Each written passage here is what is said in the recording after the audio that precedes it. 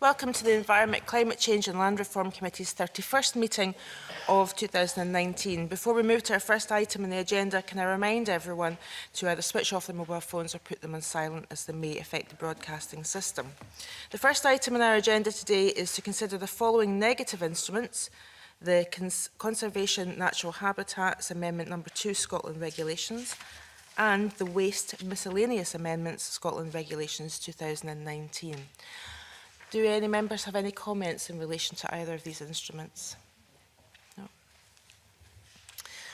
So is the committee agreed that it does not want to make any recommendations in relation to these instruments? Agreed. Thank you. So that is the end of our first item. We're going to suspend briefly ahead of agenda item 2.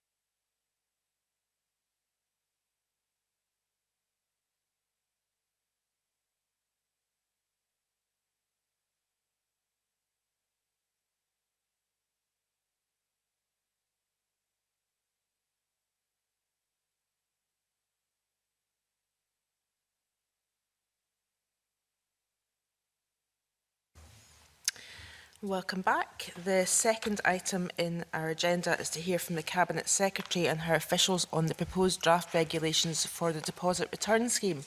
I'm delighted to welcome the Cabinet Secretary, Rosanna Cunningham, with her officials Don McGilvray, Deputy Director of Environmental Quality in the Circular Economy Division, Scott Wood, the Team Leader for the Circular Economy Unit, and Emily Freeman, Solicitor for the Scottish Government. Good morning to you all. Cabinet Secretary, I believe you want to make an opening statement? Yes, very briefly. Thank you, Convener. Obviously, the committee has heard evidence from stakeholders on the plans for DRS, and that builds on the extensive dialogue my officials and I have had with partners over many months. Indeed years, I think, would probably be more accurate. There seems to be a general acknowledgement that if correctly targeted and properly planned, deposit return can drive the circular economy improvements that we want to see and contribute to our net zero ambitions. And such schemes have been key to the success of several of our European neighbours, increasing the quantity and quality of recyclate, as well as delivering wider economic benefits. The Scottish Government's response to the climate emergency will require decisive action across a broad range of policy areas, and it is in this context that our proposals for DRS must be viewed. Strong public support exists for our plans, and I am committed to delivering an ambitious scheme which properly responds to our current challenges. Inevitably, there are some who are concerned about specific aspects of the scheme, notably the inclusion of glass. Our business case shows that the benefits of including glass from the outset more than offset any costs. By increasing glass recycling, we will realise significant carbon savings, reduce glass litter, and create a new feedstock of high-quality material. The litter point in particular, I feel, has been somewhat lost in the course of this debate and should not be overlooked.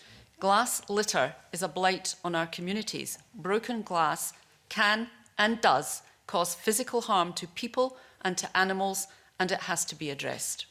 I'm also aware of arguments that we should wait for a UK scheme to be delivered, and these are not new arguments. Of course, I remain open to exploring the potential for cooperation, but this means each of the other nations stepping forward and demonstrating the same level of ambition that we have. Our neighbours are still a long way behind us, and the general election casts yet further uncertainty on their plans. I do understand that DRS is a significant change to current supply chain arrangements, but we should take comfort from the fact that many other countries have successfully delivered deposit return. Each of them will have faced their own particular challenges, and to my knowledge, all have been successfully overcome. It is surely not beyond us to do likewise. I'm committed to working with industry, NGOs and others to make DRS a success, and I'm grateful to all those who are represented in our Implementation Advisory Group and its working groups. These spaces provide the opportunity to get to grips with the technical details of delivery so that solutions can be developed. And many of those solutions will ultimately be a matter for industry itself, likely working together through a scheme administrator. To my mind, that is what extended producer responsibility is all about. We are continuing to analyse the delivery programme for DRS and have sought input from industry stakeholders. I will reflect on that further analysis once it is complete, as I will reflect on the views of the committee before deciding on the implementation date to be included in the final regulations. I am conscious of the need to get DRS right. Our conversations with partners have also extended to the detail of the regulations, and we will, of course, give due consideration to the committee's feedback. I look forward to continuing that engagement once we commence scrutiny of the final regulations through the affirmative process in the new year. Thank you very much. So we have an awful lot of questions to ask you, so we're going to get straight into it, starting off with the materials that are in scope. Finlay Carson, do you want to start off? Good morning, Cabinet Secretary. Could I ask what criteria you used to determine which materials should or should not be included, and give us some ideas which exclusions gave you the most difficult decisions to make?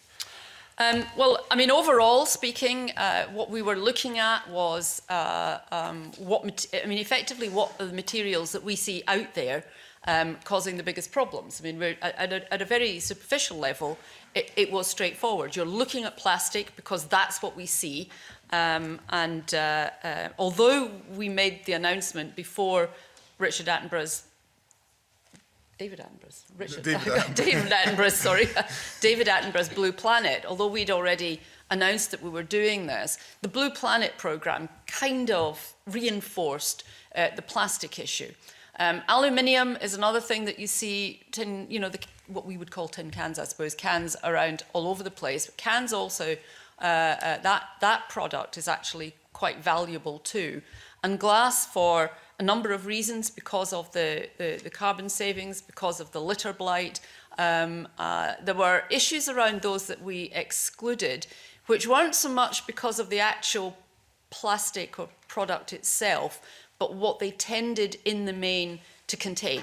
So the issues around foodstuffs and potential contamination, at this point to which we didn't have solutions, seemed like the sensible thing in this early stage to exclude those until we got better answers about potential solutions to contamination. So that was in the broadest sense of the words, that's what lay behind the decisions that we made.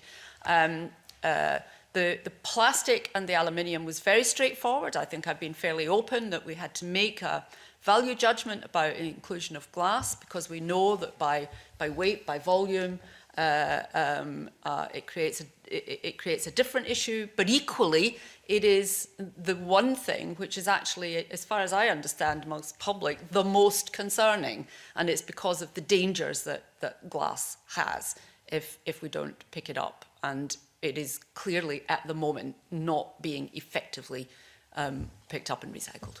Okay, thanks. I'm going to go back to some of the statements you made regarding aluminium cans, whatever, but at the moment I want to focus on glass, which is probably the most controversial. How has your government responded to concerns about glass inclusion, and that the government hasn't looked at the business case or fully tested the cost benefits of a system with and without glass? And what consideration did you give to an industry proposed alternative where we see recycle rates of 65% at the moment? Why was there not more work done to look at how some of the alternatives could be more cost effective and less disruptive? Well, we did look quite carefully at all of those things. DRS will significantly increase the quantity and quality of glass recyclate. The alternative proposals put forward do not do so to anything like that extent. We don't think improved, I will say EPR, extended producer responsibility, but I'll just say EPR if I've got to talk about it this morning. We don't think improved EPR will deliver increased glass collection to the desired level within the same time frame. So we were looking at the potential that existed through inclusion of glass in this scheme, as opposed to really two things. First of all, if you don't include it at the start, and I think I've said this on a number of occasions before, it is very difficult to then retro-engineer glass into the system. But the alternative process, or the alternative way of dealing with it, would simply not deliver the increase in recycling that we would want to see. 65% at the moment. Those countries, the half a dozen countries that include, in Europe, that include glass within the DRS systems, are getting between 80 and 90% return, which is why we've sort of pitched our intentions at 85% for glass. So those things were all part and parcel of the discussion that we had. And on balance, my view was the difficulty of re-engineering or retrofitting was a pretty significant one if we don't include it from the start. You would effectively be making a decision now to give up on doing it in any real sense as part of a deposit return system. That the reverse vending machines have got a lifespan. I'm surprised that no work's been looked. It would appear that there is some doubt that glass being included straight from the start might put some pressures on the whole system being financially viable.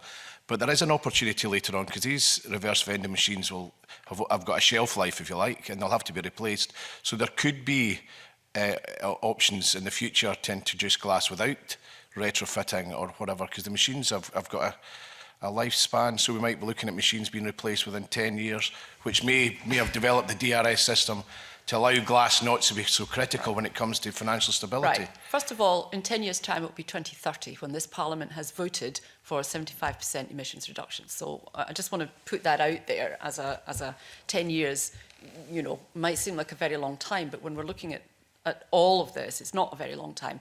Secondly, you may be right. It may be that reverse vending machines have a lifespan of 10 years, 11 years, but they won't all fall over at the same time. It's very difficult to see how you can then introduce glass, you know, at the point where the first one falls over and then 6 months later another one falls over, because they're not all going to go at the same time.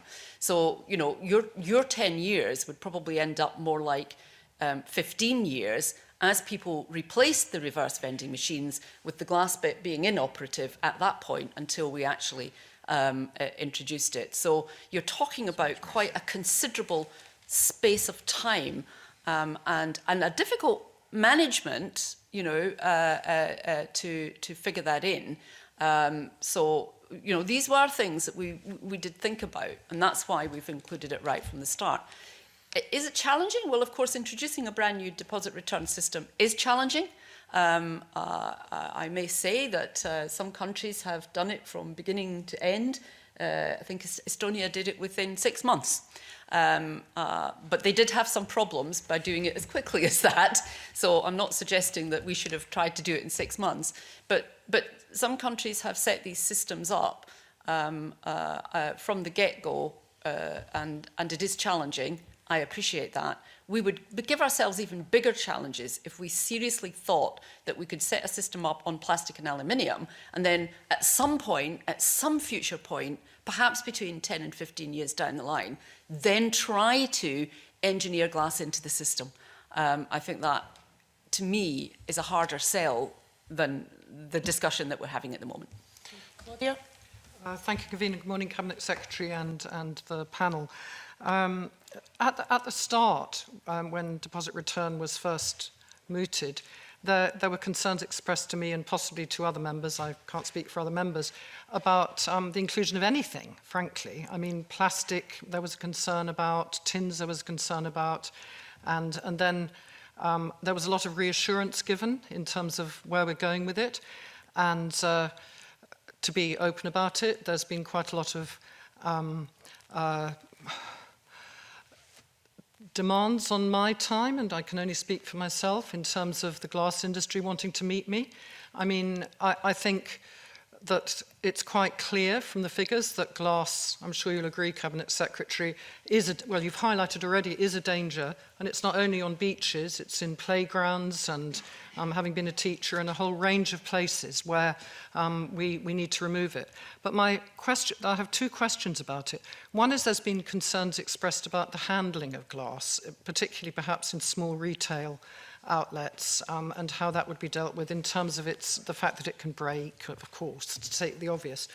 I'm wondering if there's any comment from yourself or your colleagues on that. And the other one is in terms of, I'm seeking reassurance really on behalf of both Unite, the union, who I have had a meeting with, and with the industry more widely, that there's a risk to the future of manufacturing of glass. Now, and there's been evidence apparently given from other countries, but nobody's ever told me exactly where. So I'm wondering if this is something you could reassure people about. Sorry, it's long, no, two that's questions, okay. But I really want to try and get to the nub of this. On the first one, yes, we are committed to testing different storage and handling solutions for glass. So I think that is an ongoing conversation. Zero Waste Scotland is taking forward those tests, tests of different container solutions for the storage of glass captured through manual take-back. And let's remember there are different ways. There's the machines just pop something in, so that the machine deals with it. If we're talking about perhaps the smaller places where there's a kind of manual take-back, and the tests are actually going to be conducted through December and January, so you're just a little bit ahead of the game for me being able to say anything about what happens. But we are actively looking at this. Once the tests have been done, then what emerges from those tests will result in an ability to discuss and support industry in reaching decisions, because remember, this will be how the industry that itself then reaches management solutions. So effectively that will feed into that process, and they can then come up with decisions about how best to manage glass that is captured through the scheme. And the tests are going to build on the experience of other deposit return schemes which do successfully collect glass through manual returns. Because it's manual returns that are the issue here. With respect to other schemes, I'm not aware that we have any hard evidence at all that a deposit return scheme that includes glass has somehow meant that glass was reduced in its desirability. Most of the decisions about what goes into glass come from seem to me come from a different perspective. They come from the perspective of presentation, production, you know, that kind of sellability, and rather than the actual, you know, product itself. And there are parts of the sectors that you will be talking to who are concerned that if glass is out, that will then shift a direction of travel in the other way. So, you know, we have to grapple with all of that. And we are in the discussions and in the way forward we are doing that. I should say that the glass industry is perfectly entitled, of course, to try and make its arguments. We need to look very much at evidence, and as I indicated, from those DRS systems that do include glass, there's some interesting stories to be told. I tend to focus most on the 6 within Europe because I guess those are the ones that people can actually physically themselves easily go and visit. But I did have a discussion with the South Australian Environment Minister about 6 weeks ago, who told me they've had a deposit return scheme since the 70s, and it partially included glass because the wine industry was so big, it was able to lobby against wine bottles being part of this process. And the concern now is that that was a really bad mistake. That policy decision in the 1970s was a bad mistake, that they should just have included everything, the glass, all of glass, and not start making exemptions for certain industries. So there are examples from other systems which won't necessarily fit with some of the glass narrative. And I think it's useful for everybody to engage directly with the glass industry in that conversation. I'm happy to engage Cabinet Secretary, simply that it's been I know, quite busy. It is hard work. Wanted to come in on this? Do you think there'll be a shift away from the use of glass, though, particularly for single-serving soft drinks? I mean, I think, you know, obviously we're not going to be buying whiskey in PET bottles anytime soon. I'm not anyway. But in terms of, you know, single-serving mineral water bottles, I mean, surely the cost of renting the glass effectively through the DRS scheme will mean a shift away from that. I'm not necessarily saying that's a bad thing, but... Yeah, the cost of renting the glass is 20 pence. I mean, you know, we're not exactly talking an enormous amount. There isn't any real evidence of that in other systems, and I think I would need to be pointed to absolute crystal clear evidence from other systems that that has happened. The difficulty with this is that glass is something which culturally has a value as well. People, and I go back to the decisions about what goes into glass and what doesn't go into glass, tend to be made for a range of reasons, and they're not all simply practical reasons. They are, you know, there are other reasons for a decision about glass. So that I think is something that there is a kind of slight, and that's a difficult thing to measure, that cultural production marketing imperative that might or might not result from this. Might it happen? Yes, in some quarters it might, but I notice at the moment that a lot of products are produced in a variety of different, you know, container materials. So it's not unusual for, you know, the same product to be available in glass, aluminium and plastic, depending on how and where you buy it and in what quantity at what time. Mm-hmm. So that's currently the situation. I wouldn't expect that to change massively. Mm-hmm. But, you know, I mean, that's asking me to see into a crystal ball, which I wish I had, but I don't. Back to Finn Carson, the other materials that are not in scope. Yeah, the committee have heard in earlier evidence that paper cartons would benefit from being included because of their current low recycling rate. So given the widespread use of paper cardboard cartons in the drinks industry, why was the decision taken to exclude cartons at this stage? Well, I kind of go back to some of the things I said at the outset about other materials, so that the reasons weren't necessarily about the containers, they were about what was in them. So we've not ruled that out. That is something which can be, unlike glass, it is something that can be included as we go along, rather than the problem that you confront with glass. Can I say I actually welcome the interest by carton manufacturers? I'm really heartened by the fact that they strongly want to come on board with them, and we are continuing discussion with them. So if we can see a resolution to some of the issues around what cartons are normally used for, then you know, that is something that I would say is liable to move in a positive direction from a DRS side over the coming piece. Would it not have been more sensible to exclude products rather than the material that those products are held in? So we could also look at HDPE, which is largely used for milk, but there's other materials, orange juice, whatever, in those containers as well. So why is the HDPE been excluded largely to exclude milk? So why aren't we just excluding dairy products, which would then allow you to have paper cartons and HDPE included right from the start?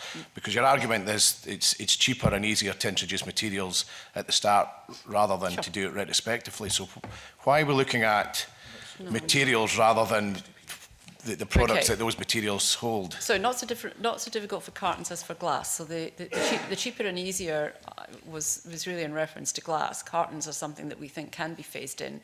The issues around contamination because of the nature of what's in. So the HDPE tends to be used for what is effectively a food, and although milk comes in liquid form, it is actually a food rather than a pure liquid.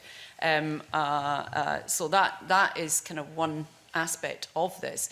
But secondly, constructing regulations around on the basis of what is the product that is in the container would be fiendishly awkward to do, and we have done it by material because the concern is about the materials that are then ending up in waste or landfill or, you know, on the roadside or, you know, on the beach or whatever.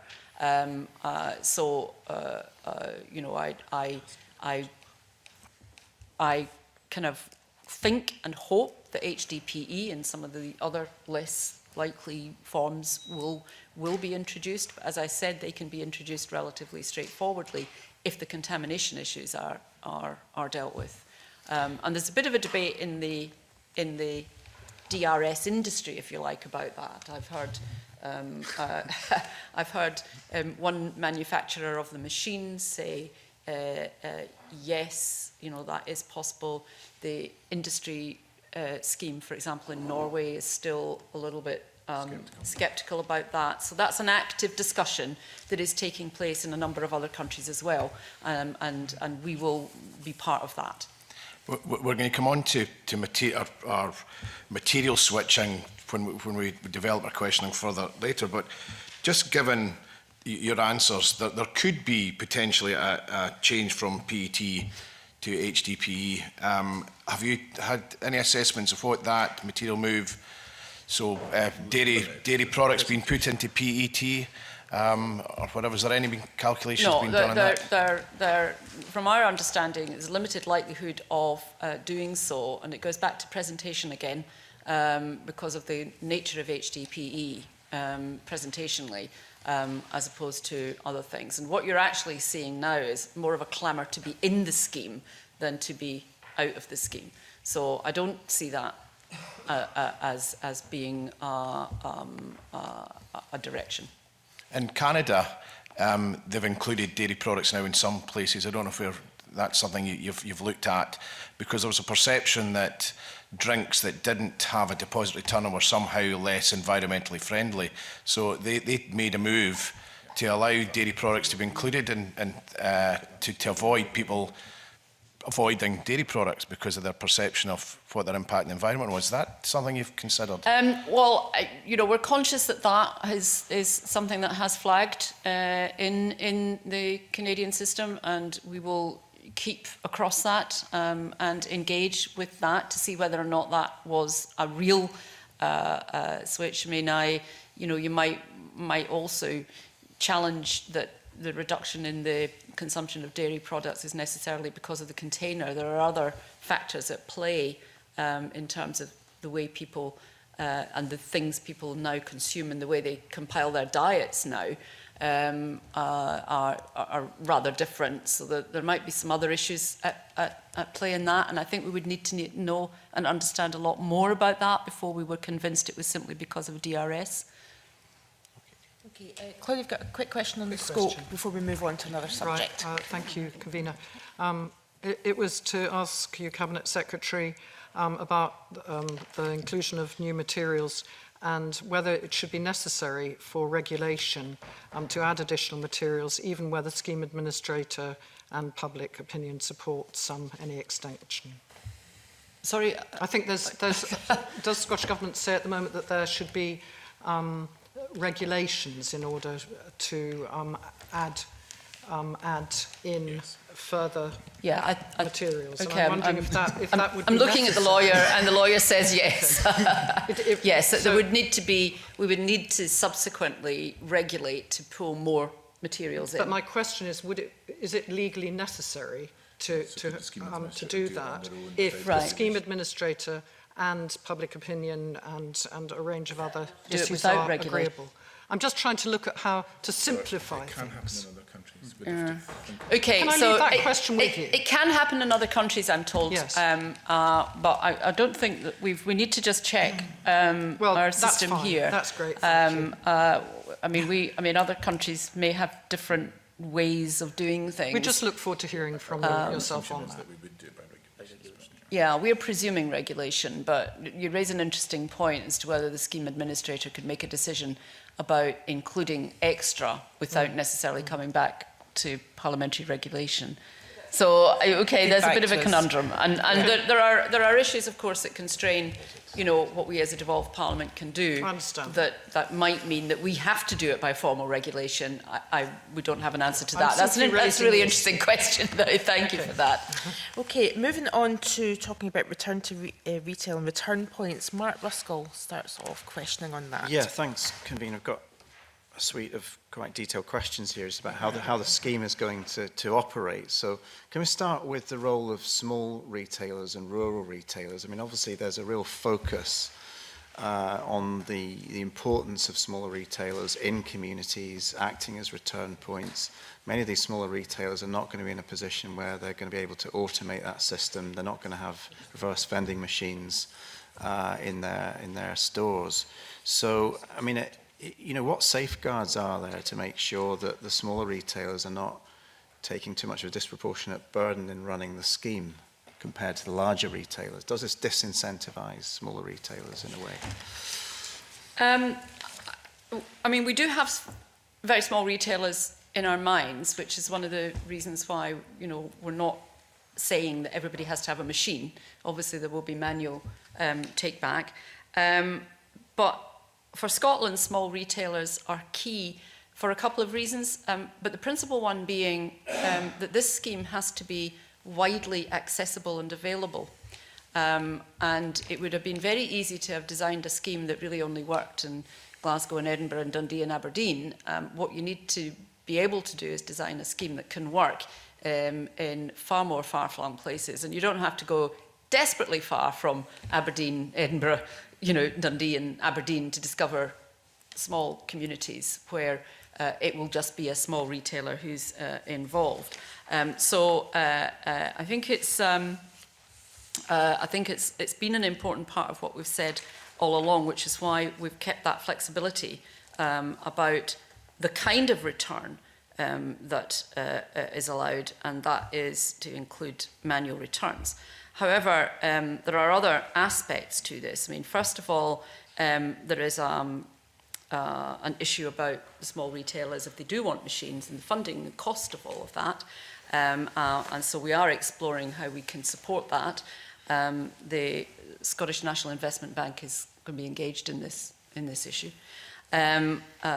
All retailers, even tiny ones, will be entitled to a handling fee for each container. So there's a bit of money coming back in.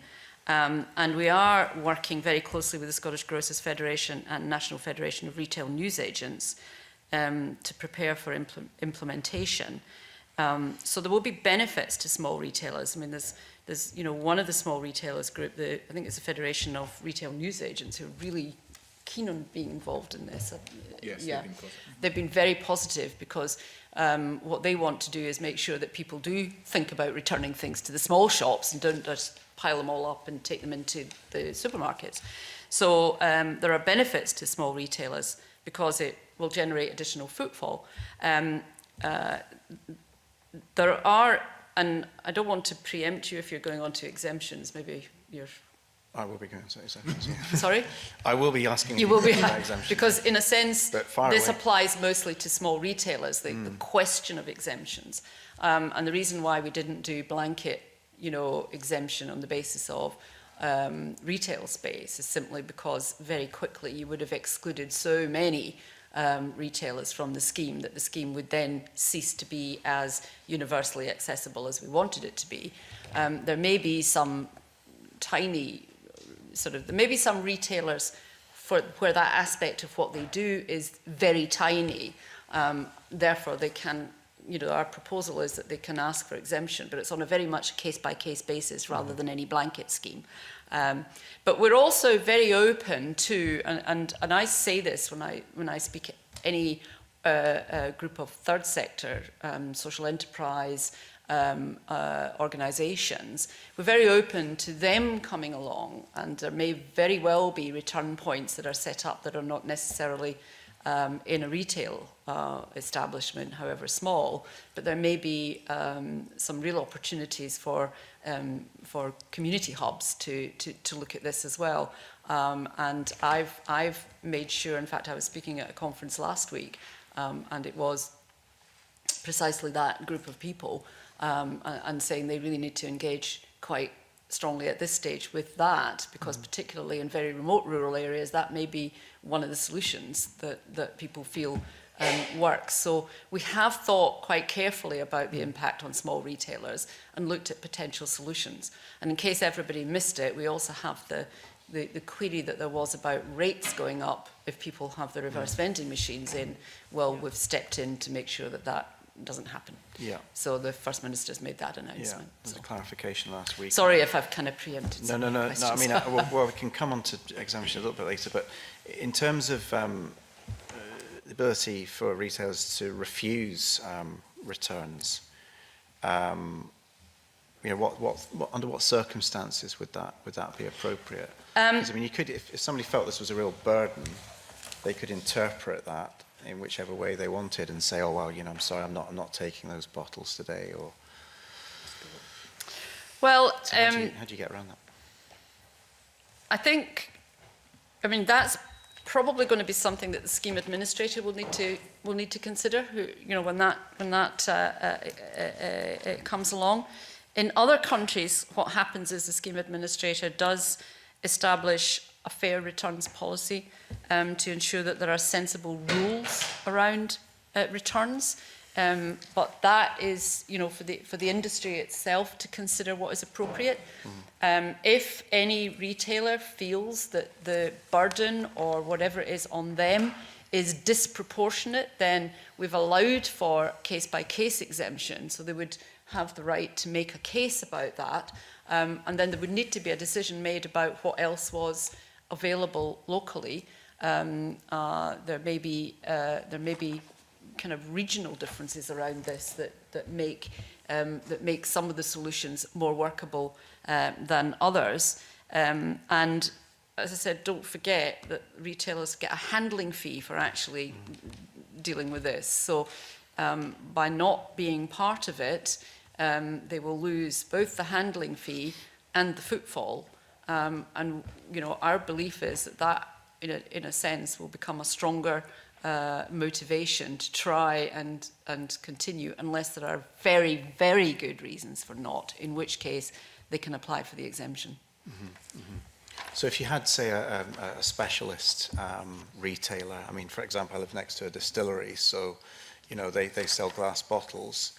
Should there not be the ability to, for that establishment to exempt, say, the return of PET bottles, because it's not something that they're really engaged with? They probably don't want all my kids' fizzy pop bottles coming back to the distillery or not.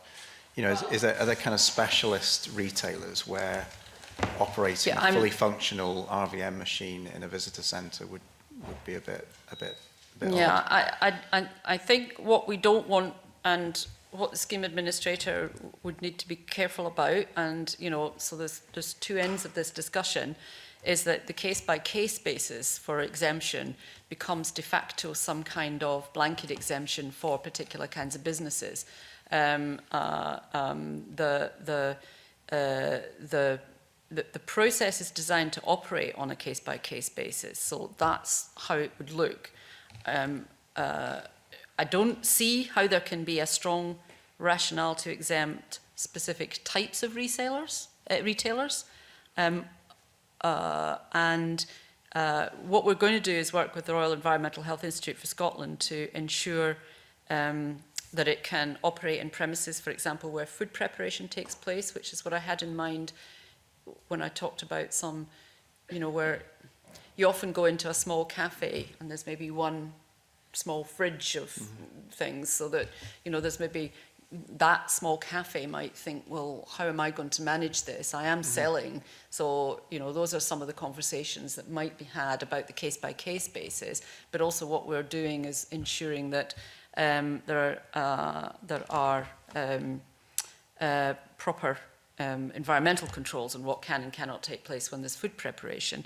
I would struggle to see how a distillery could justify not taking things back. I mean, they are selling. Yeah. If they're selling it through a retail outlet, then effectively they are part of the system. Yeah. And maybe if we flip that the other way around, then say if there was a shop that, for religious reasons, doesn't sell alcohol, should they be required to take back alcohol, you know, alcohol beverage containers back to that shop? Because that would be an exemption based on a particular stock line, alcohol products.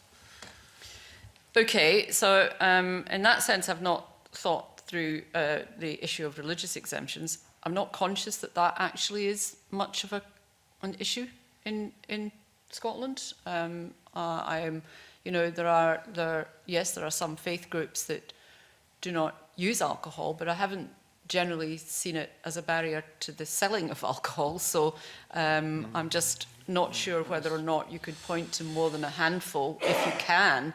But again, there might be, you know, the scheme administrator might be tolerant of that on a case-by-case basis.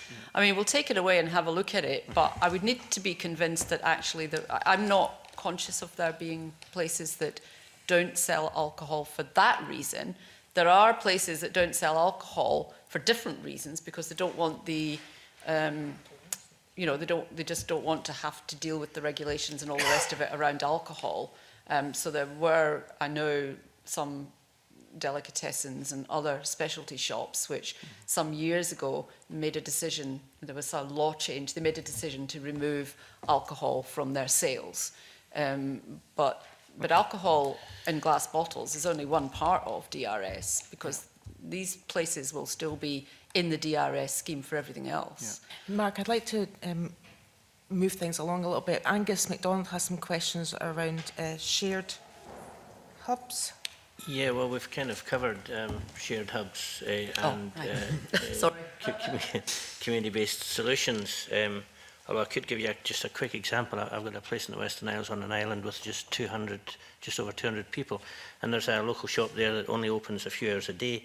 But there's an active community centre who could act as the the recipient for the bottle. So good examples there of where it can be done. But if I could move on to the issue of online sales. We've heard some broad support for the inclusion of online sales, but details were sought on the practicalities. So can you on the practicalities? On the practicalities. Yeah, so can you confirm how the regulations apply in the case of third-party carriers, and what regulatory requirements will there be on vehicles that are accepting returns, for example, that might be delivering food? Well, we know that there's broad support for including online sales in the scheme. That is something which I guess from time to time we all do. From the perspective of the DRS scheme, you need to be quite clear that it is the website operator, so whoever the website operator is, who will be considered to be the retailer. So in some cases that will obviously be the producer, because that will be the thing. But in most cases, people will experience it through the supermarket delivery or Amazon delivery or something similar to that. And so the website retailer, the website operator is considered to be the retailer. I need to say that this is a really important service, because there's a lot of people for whom, this has now become a bit of a lifeline. So we need to make sure they are included in this. The idea is effectively that the operator, as the retailer, will then have the deposit cost added to what is then sold. They will have to take back. And for regular customers, that's perhaps not a difficulty. For occasional customers, there is more likely, I think, in those circumstances, that people will simply physically return the container elsewhere for very occasional. But for those who are regular customers, those who do their weekly shop that way, or whatever, then it will simply be the straightforward deposit return at that point. And the retailers, i.e. the website operators, will need to work that through. I asked this question fairly early on, and Norway already has this included in its scheme. So again, we're not inventing the wheel here. It works elsewhere, and it will work here. Okay, and just specifically on the issue of regulations regarding food delivery vans. I mean, as you say, it works perfectly well in Norway, so there's no reason why it shouldn't work here. Well, okay. Retailers are already looking at different solutions to this, and we will continue to engage with them through the process of the implementation advisory group. But the supermarket retailers use their own vans, and the issue may only arise if people routinely use something like Amazon, which will tend to use all sorts of different kind of vehicles. But that will be for Amazon to work out how they're going to handle that. Okay, I'm not sure if members want to come in the back. Yeah, Finlay wants to come in that directly, and then I'll go to Claudia. Yeah, I think it's just down to practicalities and what we can and can't do. Obviously, representing a Borders constituency, there is a high level of purchasing online from retailers. But there's also, and I don't want anybody to make any assumptions of my drinking or purchasing habits.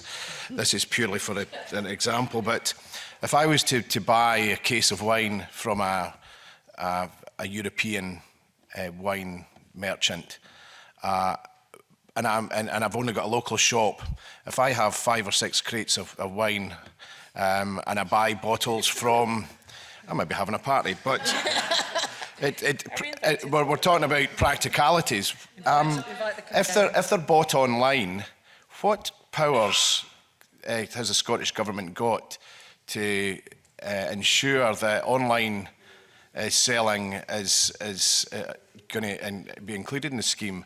And do you think that might actually then reduce choice to Scottish consumers, because some companies might opt out if it's a Scotland-only scheme?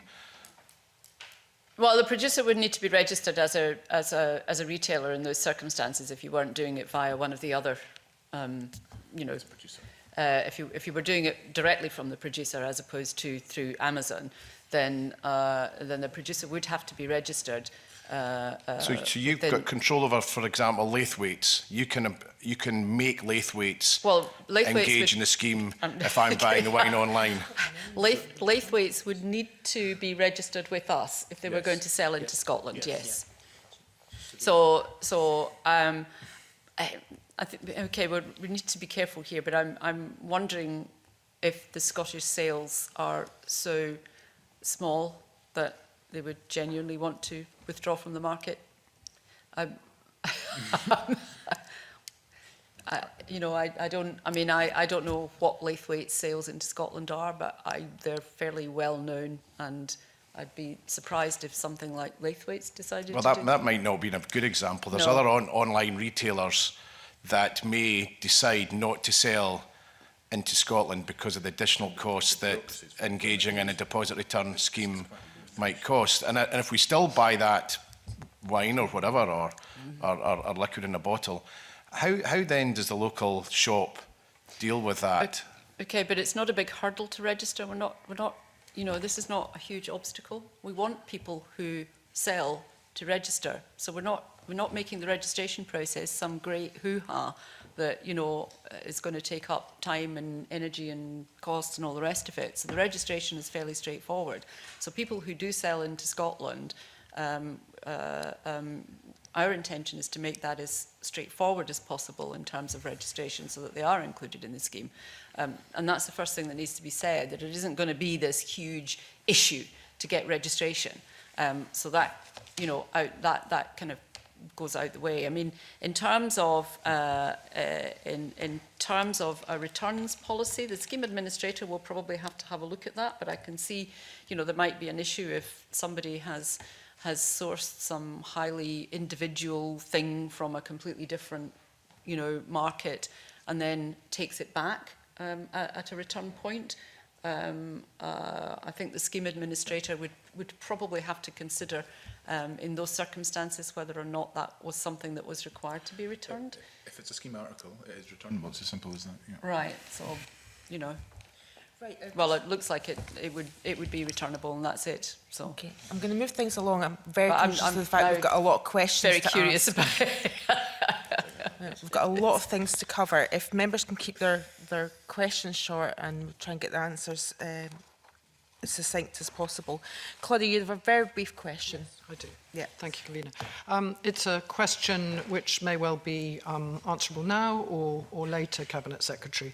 Might make it even quicker answer. Okay. It's in relation to seeking clarity on the opportunity for consumers to donate their deposit to charity, and whether it will be possible for there to be an arrangement whereby it could be local or national, and how that will be decided. Yeah, we're not dictating anything, but it happens in virtually every country that we know that deposit returns. So would that be the scheme administrator then? Yeah, that would be the scheme administrator, but I cannot imagine for one single minute that they're not going to allow that to happen.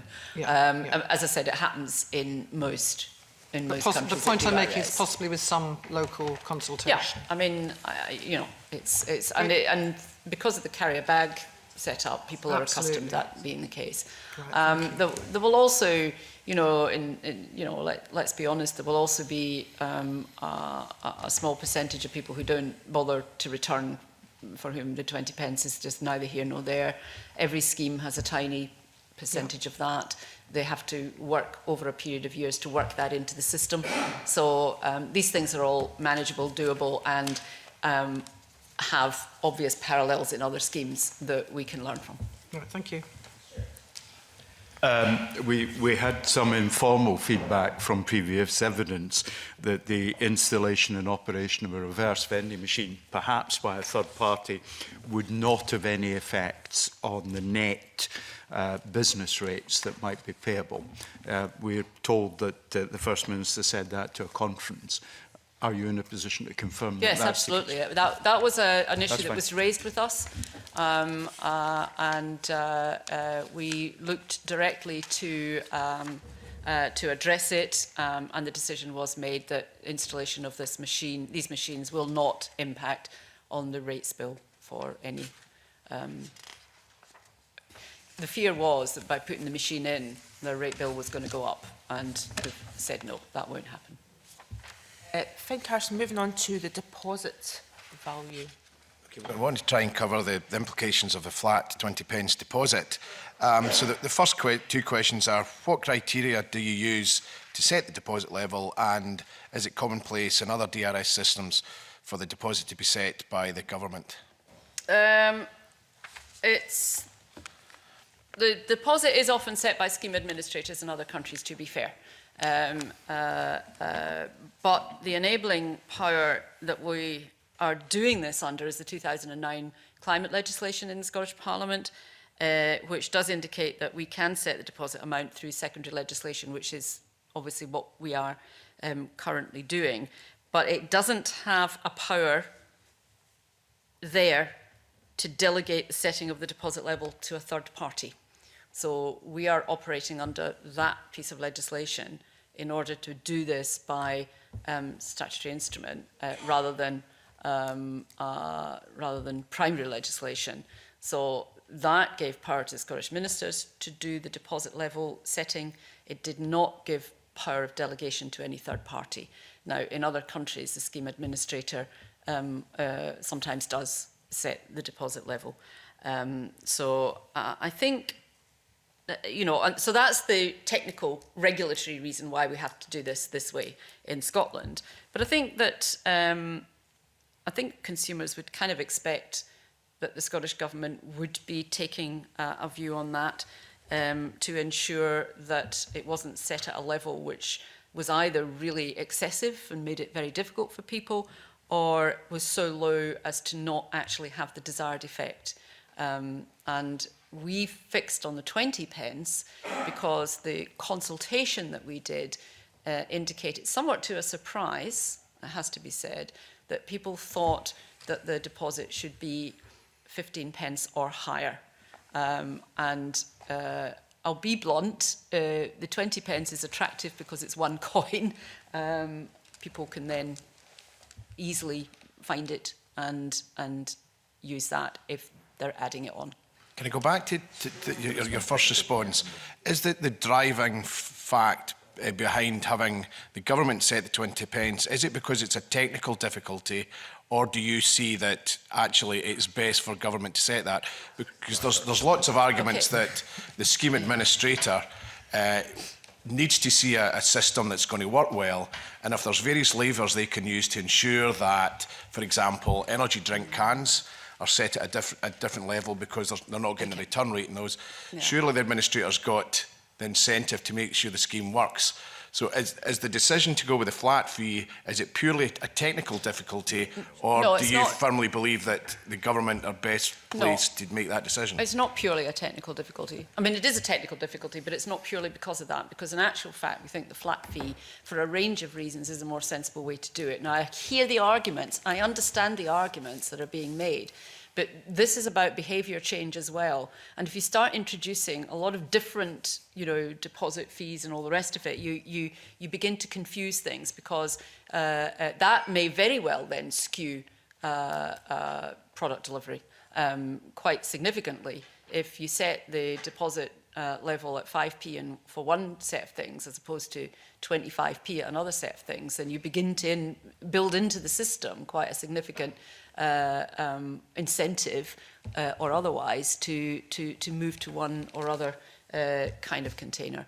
So I think the flat deposit level is a sensible one. So there's a much agitation here because they do want to talk about the technicalities, which is what officials like to talk about. So what the Cabinet Secretary said about the legal position is correct. I just want to be very clear on one thing, which is the government has the option to do nothing on the deposit and leave it to the scheme administrator. So, but for the policy reasons that the Cabinet Secretary has set out, we have chosen to set the deposit through regulations. Just come in briefly on this. Thanks, Convener. Other successful DRS schemes have introduced a variable rate to reflect different sizes. Do you believe that it's too complicated for the Scottish consumer to understand a variable rate? And I will not have words like that put in my mouth either. Thank you very much. That is not the reason that we have chosen to go with a flat fee. The flat fee is straightforward, and this is about behaviour change. It's about a massive behaviour change, because now generationally, we're about 2 generations away from this being the norm. It was the norm up until probably a couple of generations ago, and if people have got elderly parents or grandparents, they will probably be wondering what on earth, yes, okay, I can see Stuart Stevenson remembers it himself, but, you know, yes. They will probably be saying, what on earth is everybody getting into a fuss about, because this was absolutely the norm. But we do have to understand that the vast majority of the population are not accustomed to doing this at the moment, and making it straightforward and as easy as possible, in my view, is a sensible thing to do. I'm going to move on to something we touched on earlier, and that was the risk of customer upsizing and the shift away from certain materials. Recent surveys carried out by Alupro would suggest that the additional cost of deposit on multi-pack, so for example, a 24-pack of 330ml cans could potentially go up, there would be an 80% increase when the deposit was put in each can. But the increase on plastic bottles would only be 16%, and they're suggesting that 2/3 of the shoppers would actually move from what is hugely recyclable aluminium cans to plastic bottles. So rather than deal with the problem of too much plastic on the market, it might have a negative effect.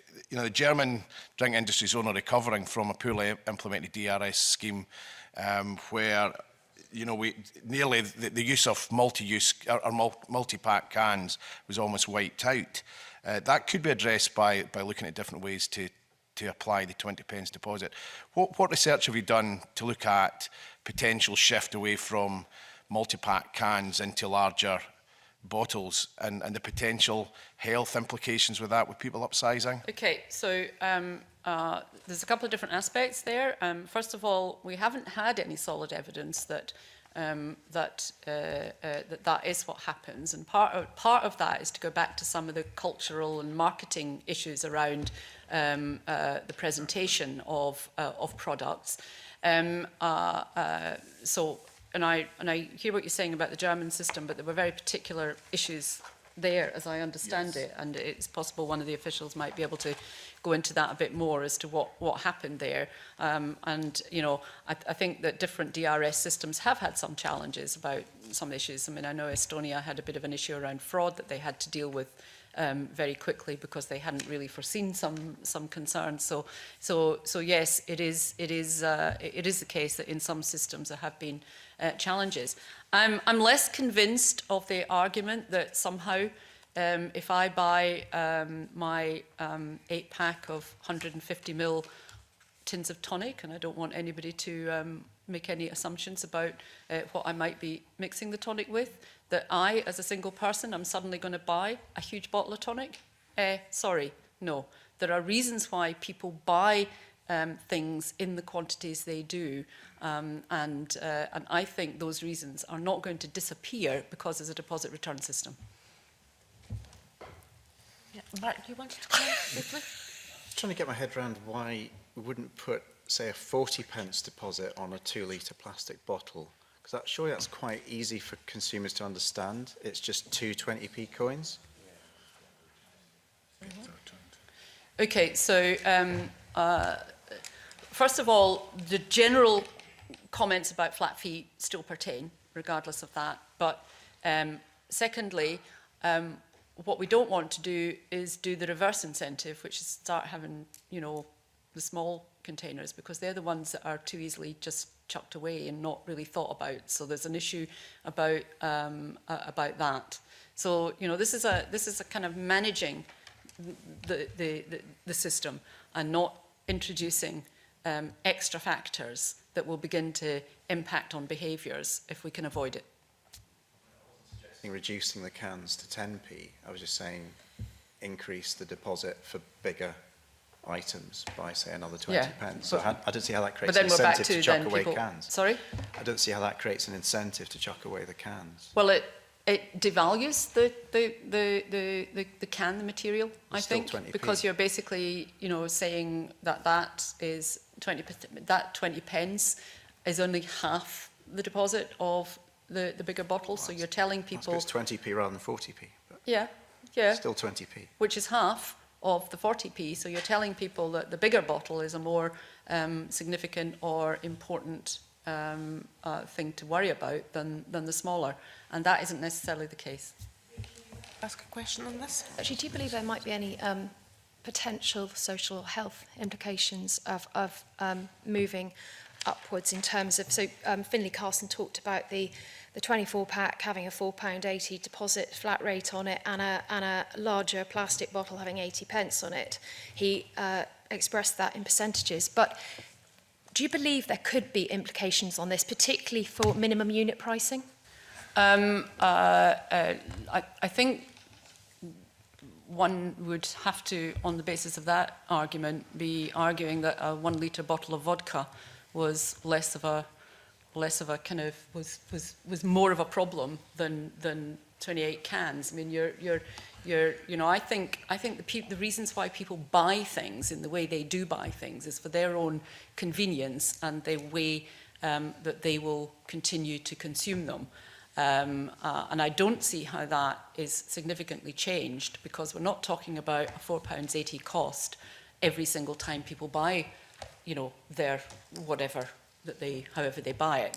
And, you know, we need to remember that this is the one-off cost at the start, and that's it. Because after that, it's subsumed into the continual purchase. So if people are in the habit of buying in a particular way, the deposit cost is there at the start of the process, but is then just rolled into as we go along. So it's not as if they're, every time they buy a crate of or a kind of package of 8 cans or whatever it is, that they're paying that deposit every single time. They're not. Back to Finn to round off this. Yeah, I'm going to round off. I think I need to put on record that I think that there is this research out there suggests there would be a change. You know, if you're paying 20 pence for a small bottle of water and that suddenly becomes 40, there is evidence that would suggest that 42% of people would choose to another drink rather than the water. So there, you know, there's evidence that people would change. So there could be health implications on that. I think it needs to be looked at closer. But just to finalise the section on the deposit, can I ask what the situation is currently with discussions with the UK government over whether VAT will be included in the deposit or not? And do you have a timescale for when you think this is going to be answered? I have written to the UK Secretary of State seeking agreement. For example, because it's not just about VAT, there's another UK implication, it's about the exemption of DRS packaging from existing and future UK-wide packaging producer responsibility arrangements. So that's also an issue. And we have engaged on the issue of VAT as well. Their minds are focused elsewhere at the moment, so I haven't really had much of a response, but in fairness, I wouldn't have anticipated seeing much back at this stage. The UK government itself, I understand, is going to be consulting in January, February, on a DRS system, is it? The early part of next year. Early part of next year. So they themselves will be beginning to have some of these thoughts and conversations too. And although their intentions are further down the line than ours, they are going to be engaged in this same space. So I have raised these issues, both of these issues, and I would anticipate a continued engagement, which has been somewhat stalled since June, for reasons which unfortunately are out with my control. Right, moving on to operational impacts, Stuart Stevenson. Thank you very much, Convener. I think in the evidence that we've been taking as a committee, we've heard of the effects that will be on producers, on wholesalers, on retailers, all the way up and down the chain and in complexity, having to have different labelling north and south of the border. And that's only some of the issues that have arisen. And I suppose the fundamental question that comes out of this is, why have we designed a scheme that requires the deposit to travel all the way from the producer to the consumer, when the alternative model could be that simply when you purchase something, you have to purchase a token which carries the value, and that therefore nobody in the chain has to put any money out whatsoever. And that's only, so when you purchase a can, you purchase two things: the can itself with the GB-wide labelling and barcode and everything, but you're required in Scotland to also purchase a 20p token, which is only redeemable when you bring back the can. And furthermore, the retailer doesn't need to pay for the tokens. They just, as the lottery terminal does, act as a collector of the money that the customer is putting in. So it eliminates a lot of the complication, it seems to me. And I'm really just asking, have you thought about a scheme of that character? And I simply take you back, because of my age, to a world where we used to, before VAT, that's how purchase tax worked. We only collected the money when the product reached the customer. We didn't have it anywhere in the system. And I just wondered to what extent you've engaged in looking at that as a way of doing it. Had we come across any system anywhere in the world that does that, we may have looked at it, but we haven't, and therefore we haven't come across any such system, and therefore we haven't looked at it. And that's straightforward. I am conscious of no DRS scheme anywhere that operates on that basis. Well, if I may, Cabinet Secretary, I'm not wholly opposed to innovation in the appropriate sense. And I am looking quite seriously at quite a long list of difficulties that go all the way back to the producer. And I'm thinking particularly small, big producers probably can deal with this. Small producers might not be able to. It even affects, you know, the person who buys things. Finlay Carson's constituents may cross the border to do some of the shopping. If the label of something they buy in Carlisle is the same as the label of something they buy in Dumfries, it doesn't matter which one they put back, as long as it's associated with a token that they return. So it makes it simpler for the customers. Furthermore, there's potentially a nudge benefit, because if people are carrying these tokens around in their purse, it's a constant reminder every time they open their purse that they're actually carrying money that they could get something back on. So I just have this little obsession that we've failed to apply Occam's razor to the design of this and come up with a system that's just so much simpler. And online retailers would just need to put the token in the packet. They don't need to do anything else. What we've actually done is come up with a system which is a system that is, by and large, in use in a huge number of countries in the world, which is, you know, in a sense, the issues that you're raising, I mean, cross-border issues, virtually every country in the world that has DRS has borders. So, you know, virtually every country in the world that has DRS will have very small, I think you were concerned about producers or you know, you know, everywhere has these same issues. Scotland isn't unique in that. And therefore, when we looked at a scheme, we looked across the existing DRS schemes and considered which, from our perspective, was best produced in Scotland. I mean, there are other ways that you could do it. The government could run it, because I think it might be run by some governments in some countries, but we, you know, that would have been would have taken us much longer to get into place and had its own concerns. So there's another way of doing it as opposed to industry-led. But the reason we've come up with the scheme that we have come up with is because we can look to the experience of other countries and learn from that experience, and it's applicable to Scotland. Now, you know, at the point we're at now, the interesting contribution of there being a completely different way to do it, when there is, to my knowledge, no other deposit return scheme that has done this, would mean that we were very much on our own with trying to deal with what would inevitably be issues around that, because there will be no scheme that is risk-free in that sense.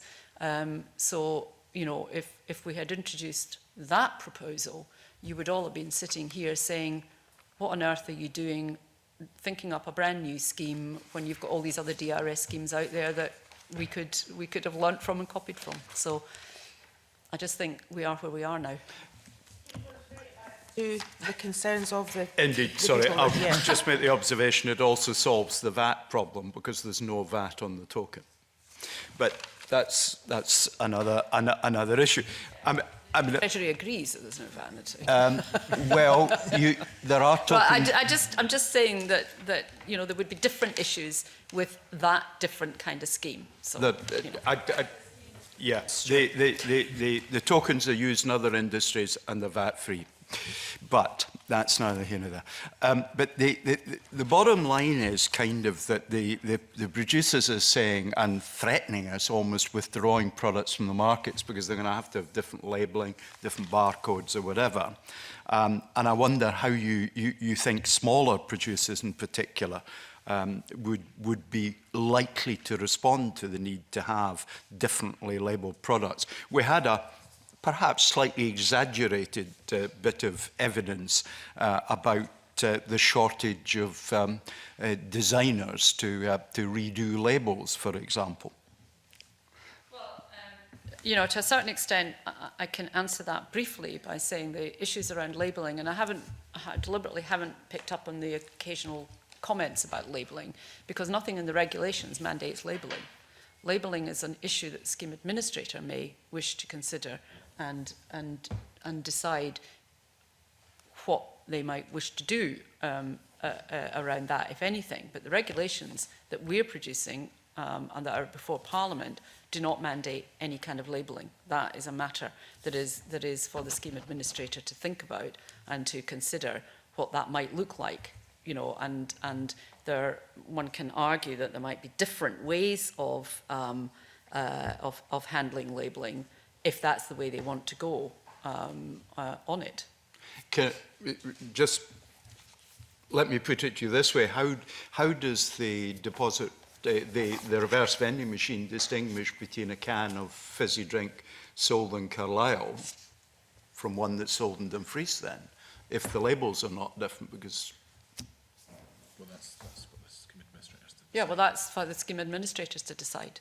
The point I'm making here is we've got two things going on. We've got the regulations, which are what are before Parliament at the moment, and what the scheme administrator may then develop as a result of their being set up to handle some of the issues which are considered. So that is very much a conversation which will continue, because it will be a conversation that the scheme administrator would need to have about whether or not they consider that significant enough to actually be a problem that they need to deal with.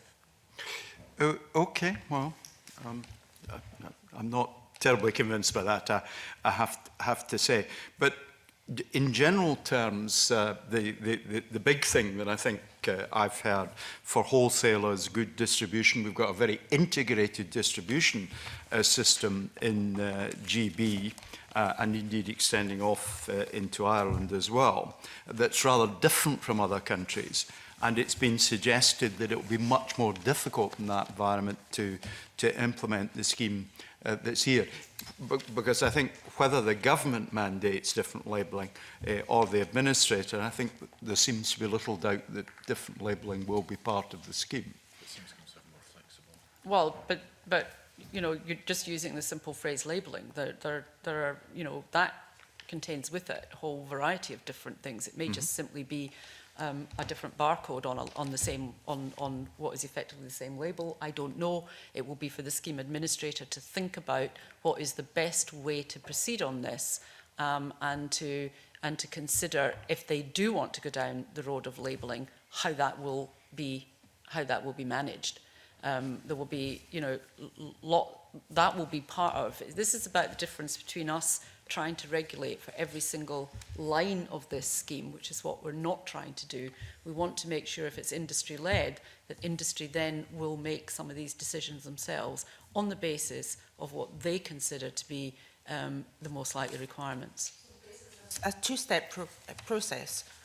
Government's looking at the regulations, but once those regulations are through, the scheme administrator will continue gathering evidence from industry, and industry will decide alongside the scheme administrator what actually works. Is that what you're saying? The scheme administrator will effectively be industry. It's an industry-led scheme that will be set up. That, if you look at the Norwegian example, that is what it's the industry itself that runs the scheme, and therefore it's the industry itself that begins to make some of the decisions and needs to make some of the decisions where we have inbuilt a flexibility for them to consider different potential ways of managing things.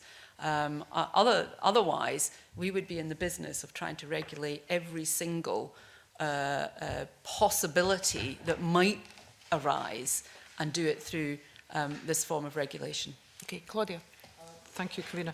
I'm listening carefully to what you're saying on this, Cabinet Secretary. As a South Scotland MSP, I've certainly had representation from consumers who are concerned about the cross-border issue, which we're not talking about at the moment, but also we had evidence last week about the cost to industry of separate barcodes and artwork and these different things. So I appreciate you saying it's not every single line that you as government are going to be tackling, but I do think that this is an issue that would build confidence in producers and indeed the industry, the range of industries involved, if there could be clarity on this. And I don't know that that's necessarily right, in my view, to leave to the scheme administrator. It's just a view. Can we not think about the scheme administrator as if it was something completely separate to industry? The industry... No, but it is to government, though, surely. It's separate from government. Yes, exactly. That's but the it point is I'm making. industry-led. So Yes. the scheme administrator will be industry-led. So the issues that they're raising at the moment will be issues that they will undoubtedly be wanting to have conversations about in the process of the setting up of the scheme and how it is administered, because it will be industry-led. So the concerns and the debate that there is within the industry will be part of that conversation. I think the point I'm making is that the way we're doing this, and you know, I've said umpteen times of using the Norwegian example as the base model, is to make sure that we have regulated to introduce this, but not so you know, so detailed, so definitively that effectively you've bound anybody. So the industry itself, through the scheme administration setup, will be able to flexibly look at potential solutions for issues that arise. And I can't, and I'm not in the business of dictating what those solutions might be. Otherwise, we'd be here in this process for years. Okay. Thank you. Yeah, with all due respect, it would appear that you dipping in and out of what responsibility the government may or may not have. So on one hand, you're happy that the government retains control over a variable deposit. When industry is calling out for a variable deposit to be part of the scheme, and on the other hand, when we have difficulties that are raised, so for example fraud, or the massive increase in cost of wholesaler and distribution network, that it's down to the scheme administrator. You've also brought in timescales which most suggest are completely unrealistic, but that's your obligation to industry. But when it comes to all the difficult things, the answers you're giving are, well, it'll be up to the scheme administrator. Surely, with some of the fundamentals of the operational impacts, government need to take a role rather than just say, well, that'll be up to the administrator. Well, we've been working with industry for quite some considerable time. Secondly, we're not dipping in and out.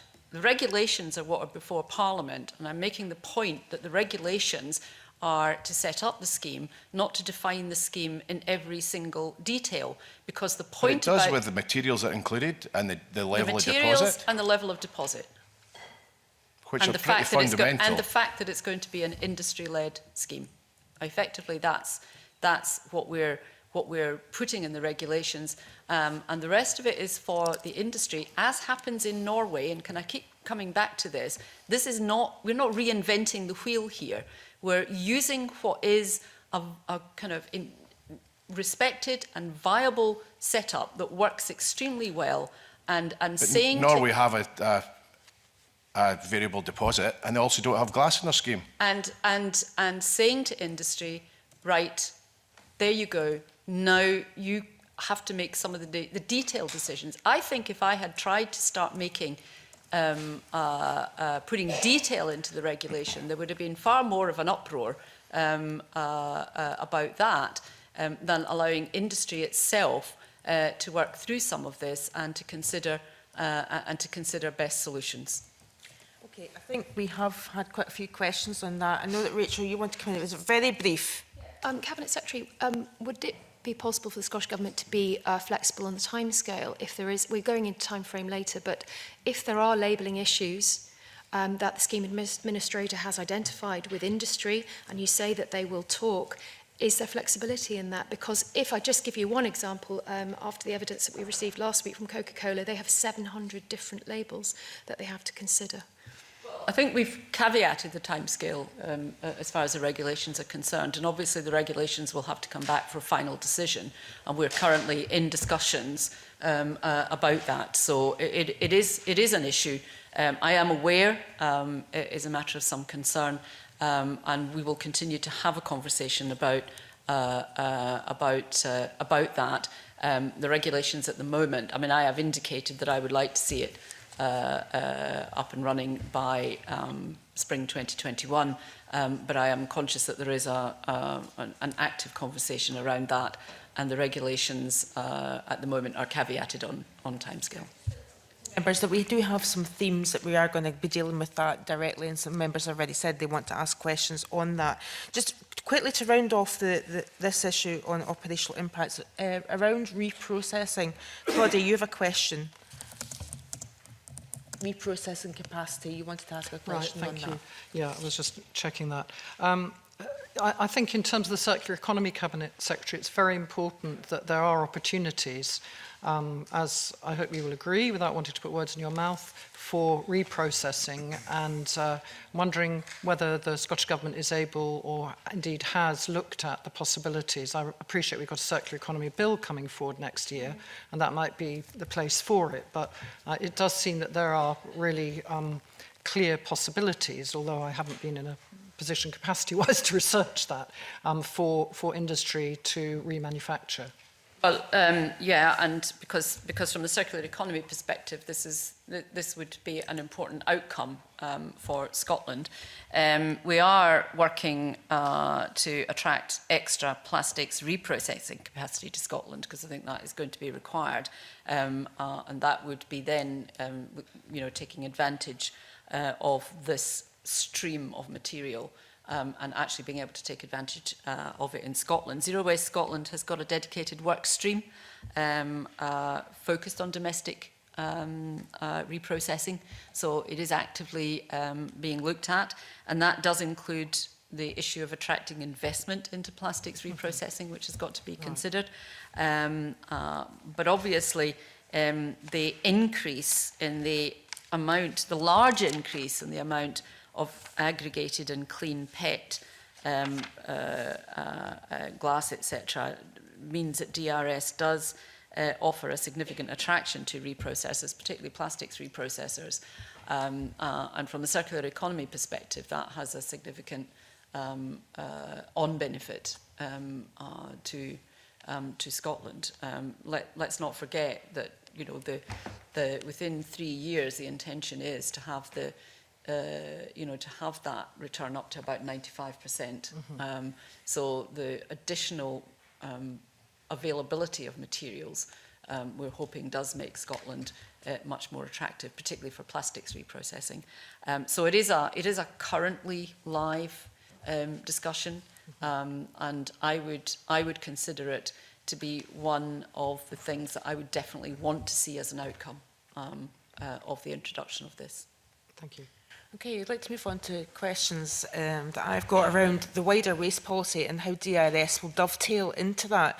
But first off, the extended producer responsibility policies. What stage of the development is that at, and how will DRS interact with them?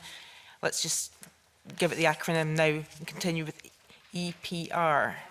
Well, I've already indicated that I have written to UK government counterparts just in respect of making sure that that they're, the extended producer, the producer packaging responsibilities, it is devolved, but we have all of us agreed that it's best done at that UK level. But we don't believe it will produce the kind of outcome that DRS will produce, which is why we've gone down the DRS road. But of course, at present, we're not 100% certain exactly what will be the outcome of that extended producer responsibility, other than to remind everybody that that too will have a cost. And I think I'm right in saying that we estimate that that producers will end up paying 10 times more under that scheme than they currently are. So I guess that has to be considered alongside the introduction of DRS scheme. So at the moment that I don't think has been finalised. So the enabling terms were in the Environment Bill that fell. Ah, right, okay, so right. It's kind of there or thereabouts. So yeah. It will, however, offset one of the other issues that I dare say people will want to raise, which is, what happens to local authority collections and things. So the materials that continue to go into local authority collections, for example, will be attracting a much higher cost to the producer than they currently are. So that will be a different pressure. Mm. And that's stuff that wouldn't necessarily be included in the DRS. So, your jam jar and things like that. Yeah. So, so DRS,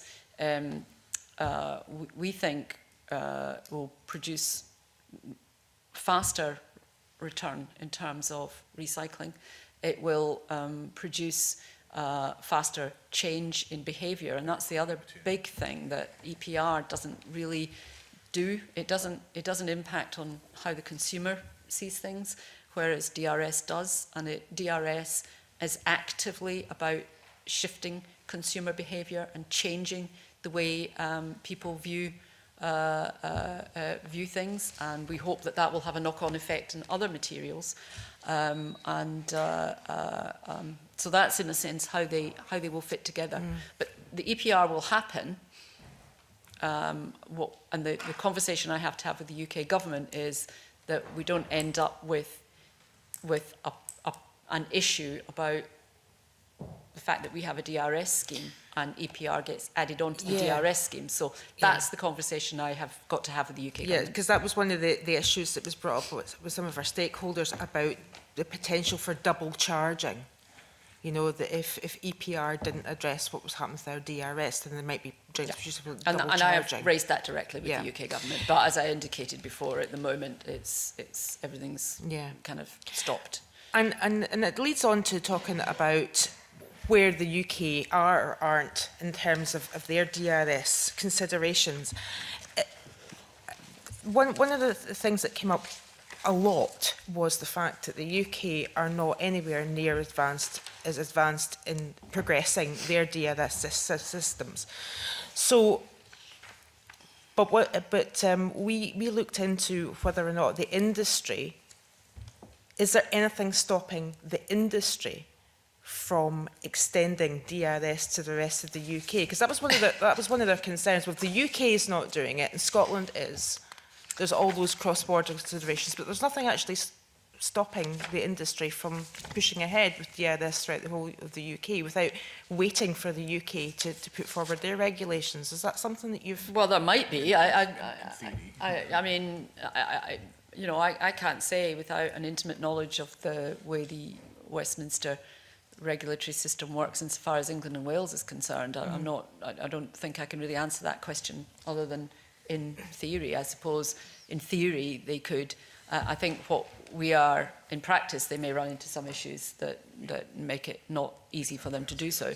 What I'm hoping is that by the introduction of the scheme here, there will then be a model for the rest of the UK to follow, and that the industry will perhaps, rather than introduce an ad hoc scheme, will then pressure Westminster to roll it out across the rest of the UK. I mean, the UK are, at least insofar as I understand it at the moment, are committed to bringing in DRS. Until earlier this year, I had meetings with Therese Coffey, who was the relevant minister at the time, and indeed was due to have a meeting with Therese Coffey almost on the day she was translated to become Cabinet Secretary for Work and Pensions. So the meeting got cancelled, sadly. I'm not entirely certain where it now rests, but it is still a commitment. It was in the Environment Bill, or at least the enabling powers within the Environment Bill. We were lucky because we had the enabling power existing in the climate change legislation from 2009, so we were able to do it. They were going to put the enabling power in the Environment Bill. It's now fallen because of the election. I have to presume that having introduced it, they are simply going to bring it back again, and they're at that stage. So, you know, I can't anticipate when and in what form and how it will work its way through, because that enabling power would then generate the equivalent form of regulatory instrument that you see before you at the moment. What do you say to those people that have said, and including some of the members here have actually said, that Scotland should not be implementing this until the rest of the UK does? What would your answer to those people be? What's the point of devolution then, is the point I would... I mean, it is a devolved power. What would be the point of devolution if every time we were going to do something, we said we're not going to do it until the rest of the UK does it?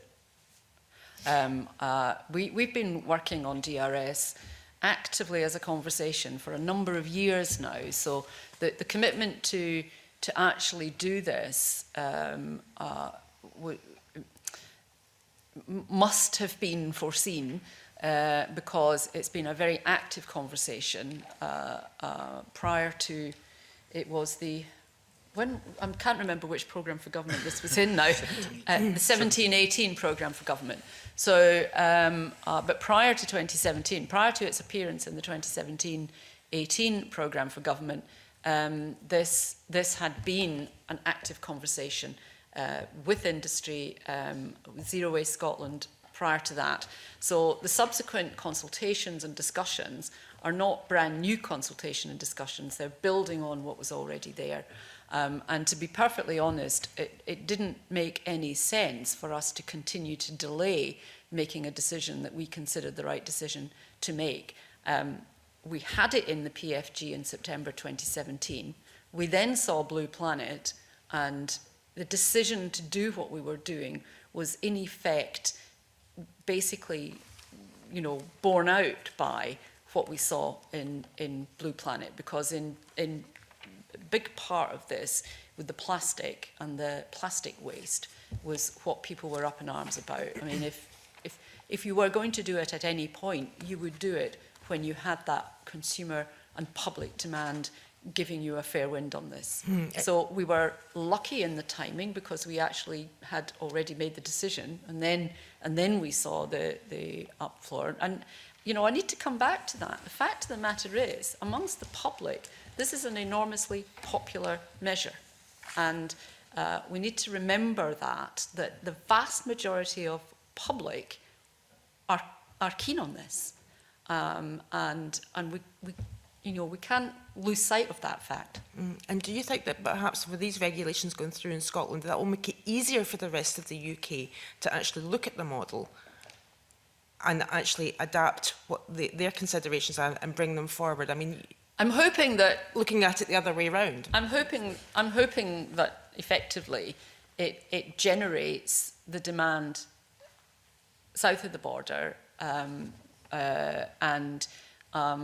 effectively means that when they come to look at a scheme for themselves, they've got a ready-made one existing within the UK already. Yeah. Okay, we're going to move on to questions around the scheme administrator and scheme governance. Angus?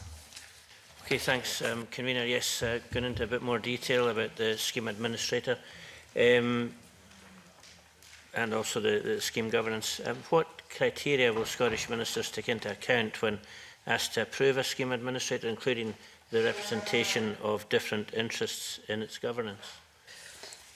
Sorry, what approval? What the criteria for approval will you take into account okay. when with regard to including different interests in the governance of sure. the scheme? Okay. We anticipate there may be more than one proposal that comes forward. What we would be looking for is an applicant can operate for at least 5 years as a scheme administrator. We're not looking for folk that flit in and flit out, so we're looking for, you know, a business plan that works over a 5-year period minimum, and an operational plan that demonstrates how it's planning to fulfil its own producer members' obligations. What we intend to do is work very closely with experts, including SEPA, to assess any applications for approval. And we will be required to approve any application that does meet the necessary criteria. So we're not, you know, pushing into the line-by-line detail, but when it comes to approving a scheme administrator, we need to see that ability to operate effectively over a minimum of a 5-year period.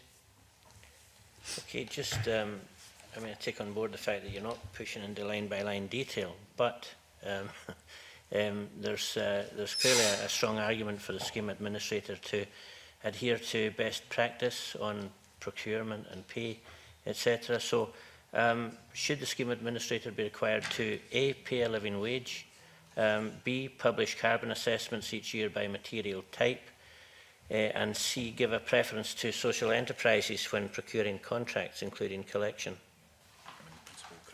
Well, it has to be about their ability to actually run the scheme in the first place. So we would talk to any potential scheme administrators about some of the desirable outcomes.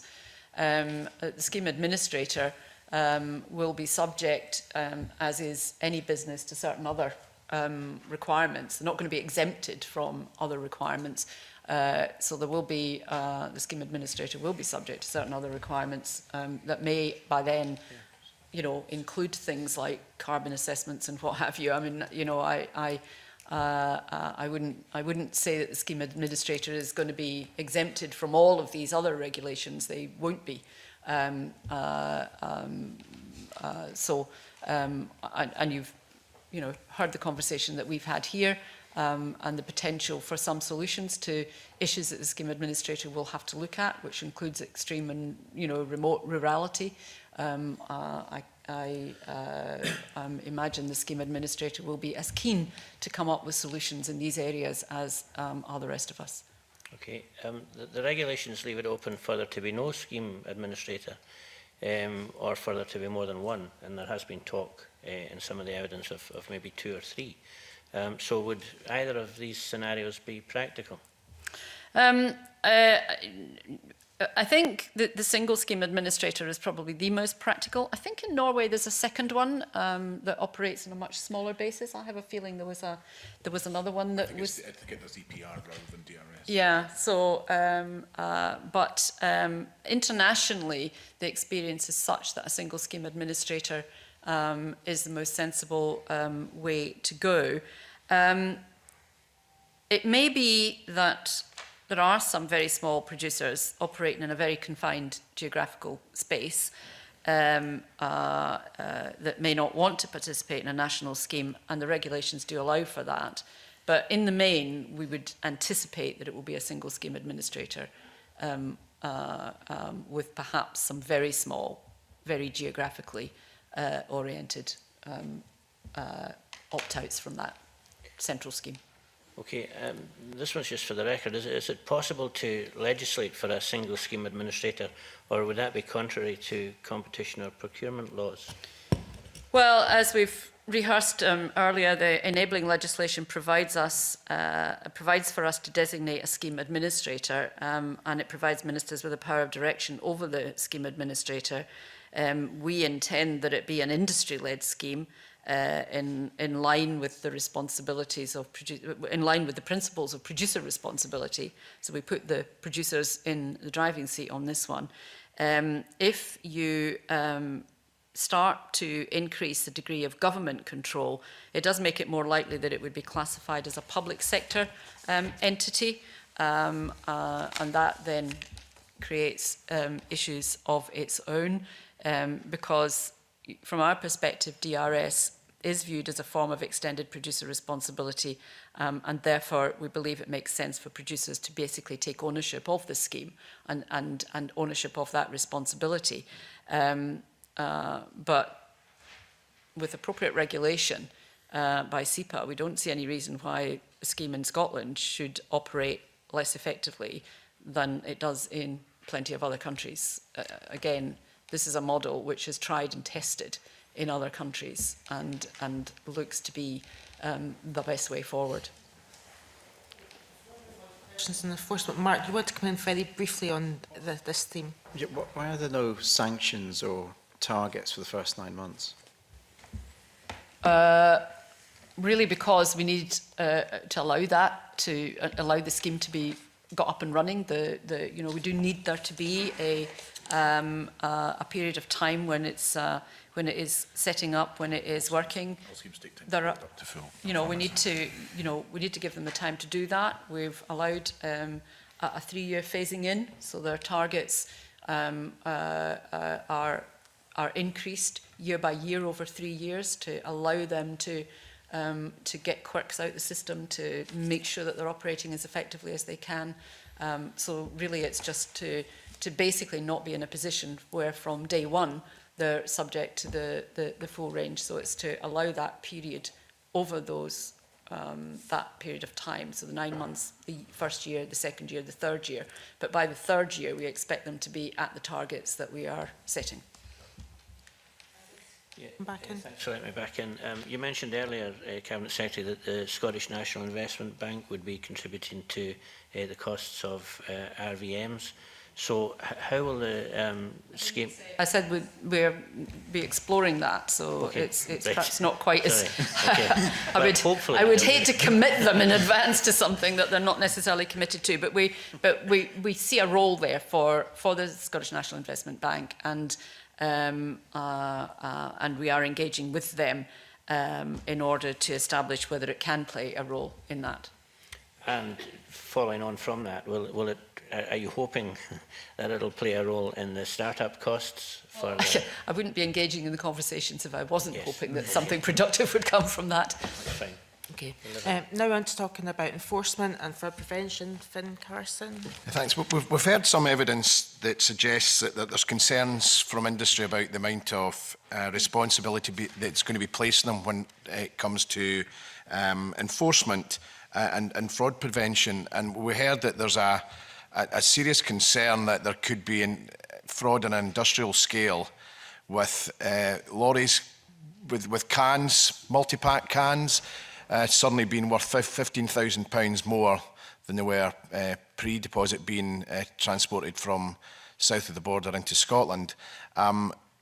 What proposals have you got to ensure that the draft regulations will support industry to ensure that fraud and enforcement are not too big a burden in industry? I saw that evidence, and I have to say my reaction was some incredulity. Would this be the lorry loads driving up from England alongside all the other lorry loads of alcohol to evade the minimum unit pricing? That actually hasn't happened. I don't believe this is a realistic scenario at all. There's no evidence of a significant increase in cross-border grocery shopping to avoid minimum unit pricing. I don't say there might be the odd person who nips down to Tesco in Carlisle and comes back up. There might be, but the cost involved in doing so kind of outweighs the cost of actually, or the benefit of actually doing it. So I just cannot see that as a realistic issue. I mean, Scotland's border means that it's only a very relatively small part of the population lives close enough to make that, even a cross-border grocery shopping, financially viable. But we're not talking about consumers doing this. We're no, talking about I saw that. I mean, I saw the evidence. organised crime, and it happens at the moment without the additional 20 pence per can. All right, and you know, fraud in any scheme, on any venture, whatever it is, there will be an element. In virtually every DRS scheme that we know, the fraud comes to about 1–2%. The scheme administrator will need to think about other particular ways that they can reduce that, but we do not see the kind of scenario that was attempted to be run last week as realistic. It is not. I mean, seriously, are we talking about lorry loads of plastic, empty plastic bottles at 20 pence per bottle? It just, the cost of doing that. But it's not necessarily empty, it's the product itself. I think that was. I think they've got genuine concerns. We're not just talking about empties, we're actually talking about the product itself. For 20 pence? Well, it's £15,000 potentially on a lorry. I don't think that's insignificant. Perhaps we want to move on from that. I think my main thrust of my question is, what support will you give the scheme administrator, and what key challenges do you think there will be to enforcing the scheme on a broader sense, and are you likely to have to increase resources for SEPA to ensure that the enforcements under the regulation are fulfilled? Well, as I indicated, fraud prevention is part of will be part of the scheme administrator to consider. As I indicated, in virtually every other scheme, they can identify about 1 or 2% of what happens to be fraud, and I can't imagine that Scotland will vary from that. And we are looking at approximately 40 deposit return schemes operating internationally, and that's the reality. So therefore, fraud prevention measures are in place in a lot of different DRS schemes in a lot of different jurisdictions. So there will be some real opportunities for engagement internationally in solutions. And I think I mentioned earlier that Estonia had a particular problem because of the way they originally designed. So they had to go back and fix something. Might there, I guess there is the possibility that there might be some issues that would need to be subsequently legislated on, but they would be considered if a case was made.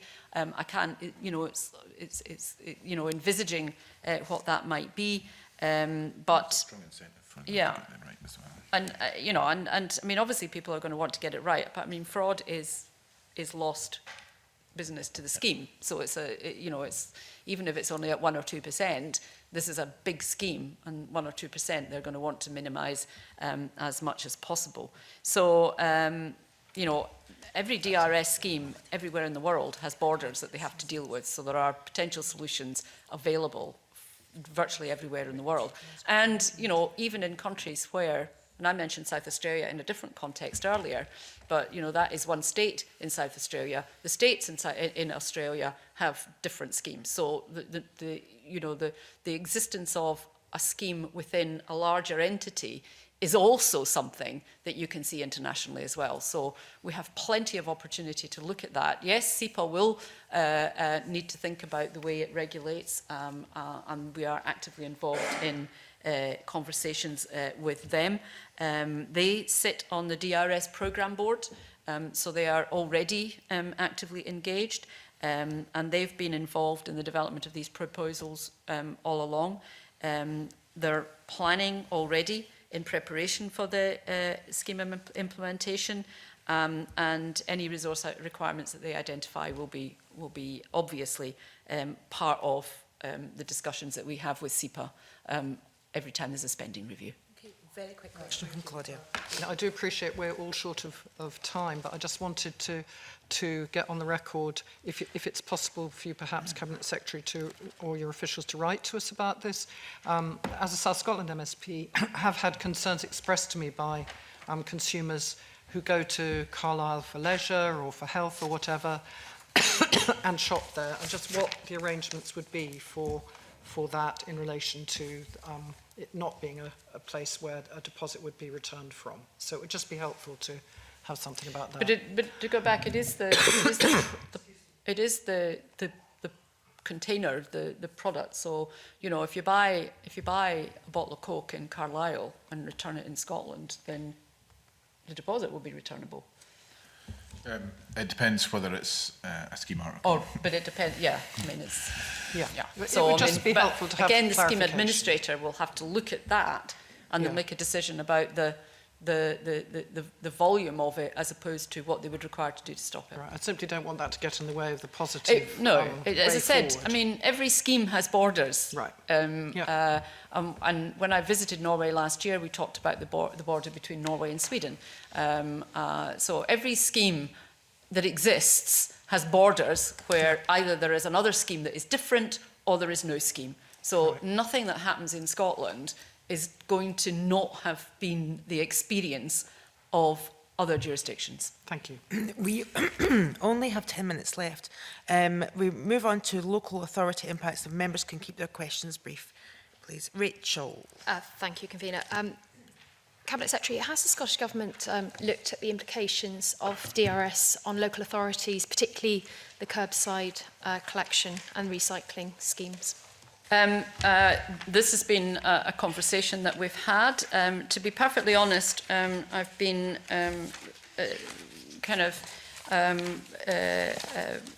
happy with the engagement with local authorities on this.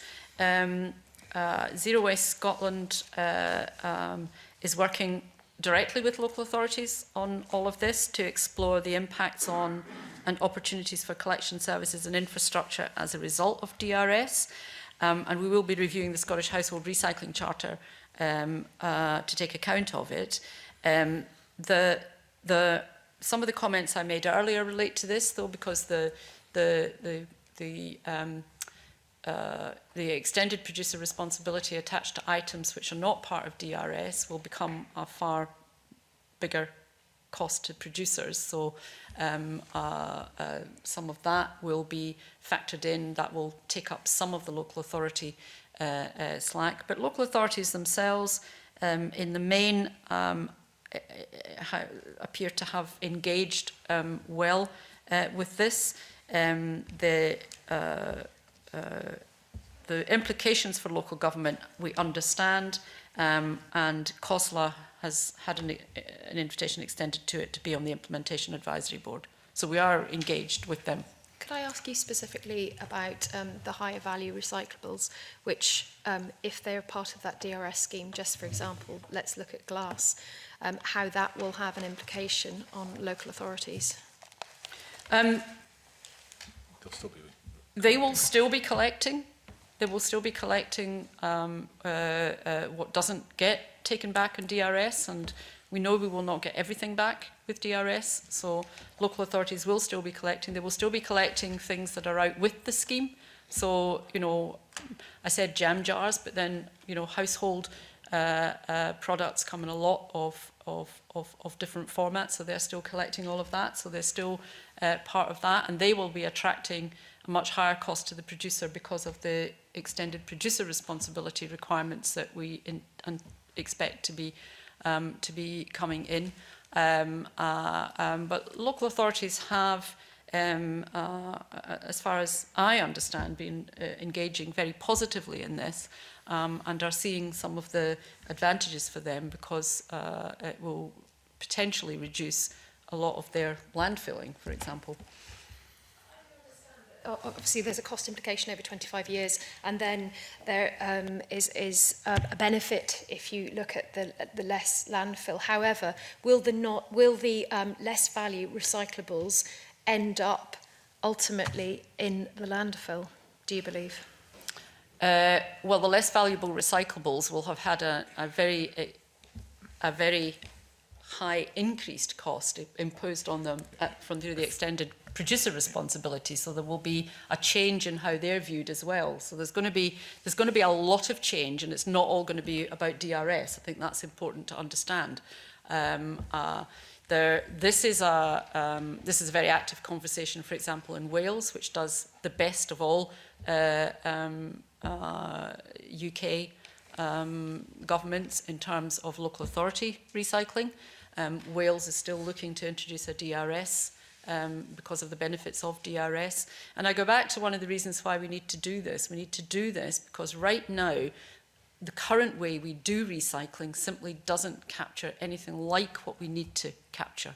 And we need to step into that and make the kind of significant change that DRS will bring. We've kind of plateaued on that issue in the last few years, and we need to step into that and make a big difference there. It will have a benefit for local authorities indirectly, because with a DRS system that works well, they'll be doing an awful lot less litter collection and disposal than they're currently doing at the moment.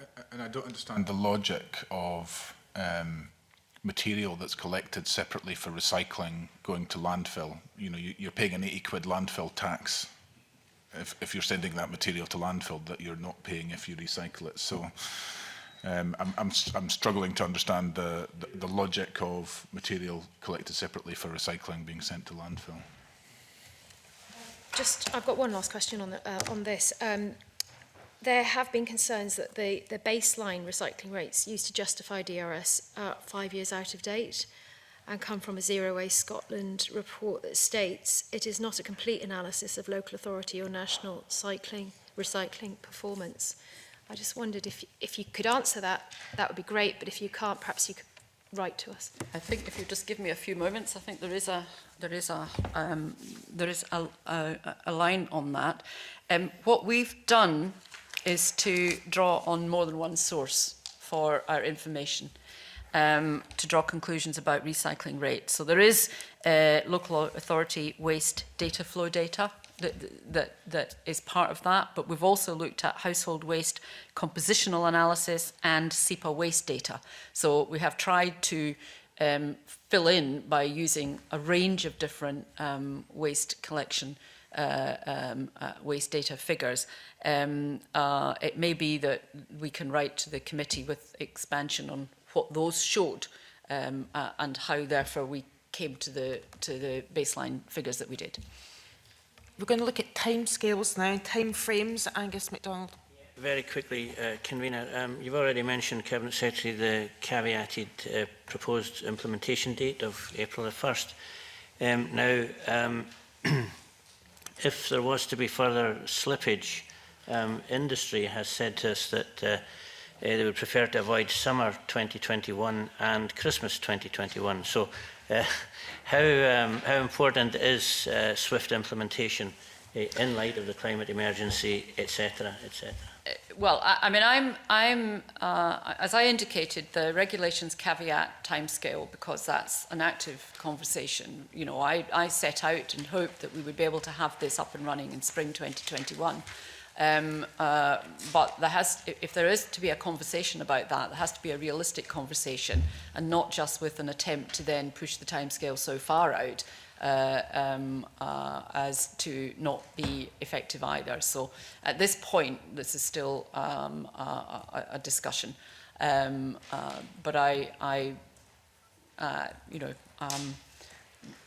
we're in a space where we want to press ahead with this. We want to make sure we get this up and running as soon as it's practically possible.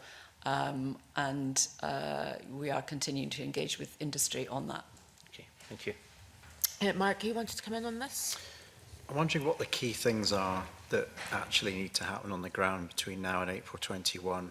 I mean, for example, setting up account centre. Setting up a? Accounting centre. Accounting centre? Yeah. Oh. I mean, does that need to be built? Does it need planning permission? who's going to do Well, that. ideally, I mean, yes. that's one thing. Yeah. But what are the other key things that Of need course, to be there are a lot actually of on the things. I ground? mean, we're going to have, you know, so there will be all that back-end infrastructure, which is kind of what you're talking about. A scheme administrator could have a plaque on the wall, but not actually have any actual infrastructure. So that still has to happen. So there's got to be installation of reverse vending machines as well. And the rating concession kicks in at the change in the financial year in 2020, so that people can think about from then on beginning to do that. And obviously there would need to be adjustments to production, to warehousing, to various distribution arrangements for producers and retailers. And we're looking at all of these issues and the practicalities around all of that. So we do recognise that there are requirements for DRS, and as I indicated to Angus MacDonald, there are active conversations about the timescales for that. But if there's a counting centre that needs to be set up, potentially this could be a new facility, it has to go through planning. How confident are you that can be done within that timescale? Well, that's what we're looking at. And I just go back to the fact that this is something which is hugely popular right across the board in Scotland. You know, I would hope and confidently expect that everybody who is involved in the various processes that will be required to bring all of this on stream will be wanting to do so in as encouraging a manner as possible. When would be the last point at which a counting centre could be applied for or could be constructed? Are we looking at December 2020, November 2020? I'm sorry, but I can't get into a discussion about, you know, on that basis of month by month. I would need to go and work back the way. But we you know, and there are certain things that can begin to happen now, certain things that will not be able to happen until the regulations are passed, certain other things that the scheme administrator will wish to discuss quite actively. So there are a number of conversations that still need to be had, which is why the regulations caveat the timescale. I mean, can this committee get clarity on that? And if so, when? I mean, obviously after the regulations are passed. The conversations, and when we come to any decision one way or the other, the committee will be advised. Finn Carson. Just want to say, I agree with the Cabinet Secretary that the DRS scheme is hugely popular, and there is cross-party support for the introduction for DRS and the principles behind it. But there are huge concerns in industry, and timescales is one of them. We're going to have to set up a new system administrator. Companies, because it's at Scotland only, we'll have to look at separate labelling, and identification and IT systems. You've mentioned the reverse vending machine's got to be installed. We've got to develop frameworks for enforcement and monitoring mechanisms. So my question is around how much additional cost is involved in introducing a Scottish scheme on its own. And given that we all welcome the fact that we're moving forward quickly in light of climate change, have you done any work on looking at the difference or the cost of introducing a DRS scheme and the context that it sits currently out with a UK framework to introduce a DRS scheme? You look quizzical, I'm maybe not explaining it very well. I am, because I'm not clear what extra cost there would be. I suppose the extra cost I'm thinking about is extra cost in labelling a Scotland Pacific bottle for the scheme, potentially wholesalers not being able to distribute from depots in Scotland unless they adopt lots of the IT labelling identification systems, wholesalers having to hold more stock in Scotland and so on. So there must be an additional cost when we bring it in earlier than the whole of the UK. Have you done any estimates of what the additional cost is of bringing in the scheme in comparison to? No, well, I don't think we have done that, because we want to make sure that we get the scheme in. I mean, if you bring in a whole UK-wide scheme, all of these costs are still there. You know, a UK-wide scheme wouldn't come cost-free in that sense either. You know, so from the perspective of what we're doing here, comparing it to what there might be, you may as well say a European-wide scheme would be the cheapest of all. But, you know, I think we there's don't certainly say there. identified additional costs because of the way and the complicated distribution network we have within the UK. There will be additional costs to Scottish businesses because we're doing it on our own. And I don't take that as a suggestion that I don't want this to be pushed forward quickly, because we've got climate change, whatever, and everybody recognises that. And I do hope that the Cabinet Secretary is doing everything she can to encourage the Westminster government to pull forward. And I have had a letter to suggest that they're looking to accelerate the introduction of DRS, and absolutely welcome that. But I'm very concerned of the additional burden placed on Scottish businesses to bring in a system earlier than a UK scheme.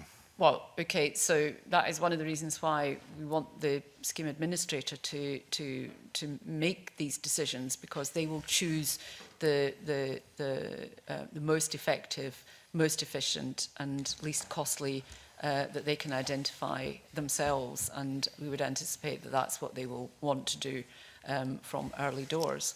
But, you know, at the end of the day, we have a system of devolution. This is one of the devolved powers, and we are charged in broader terms to get to our net zero 5 years earlier than the rest of the UK, and so the timescales for this are more pressing for us, and it will not be only on this issue that timescales will be more pressing. There will be a range of policy issues that timescales will be more pressing for us, and in a sense you've identified a challenge, but it's a challenge which won't be confined just to this. It's a challenge that will have to be considered right across the board if we are going to do what the Parliament has voted for us to do and what the UK Committee on Climate Change has asked us to do. So I don't for one single minute want to pretend that what we do in this area or in any other area is going to be easy and without significant challenges for everybody. And this may, in a sense, be a prime example of that. Thank you for answering our questions today, Cabinet Secretary. I want to thank you and your officials for the time you spent with us. That concludes the committee's business in public today. Its next meeting on the 26th of November, the committee will hear evidence on the Scottish Government budget from the Cabinet Secretary of Environment, Climate Change and Land Reform, and from the Minister for Public Finance and the Digital Economy. We are now going to move into private session and ask the public gallery be cleared, as the public part of this meeting is now closed, and I will suspend briefly to allow our witnesses to leave. Thank you.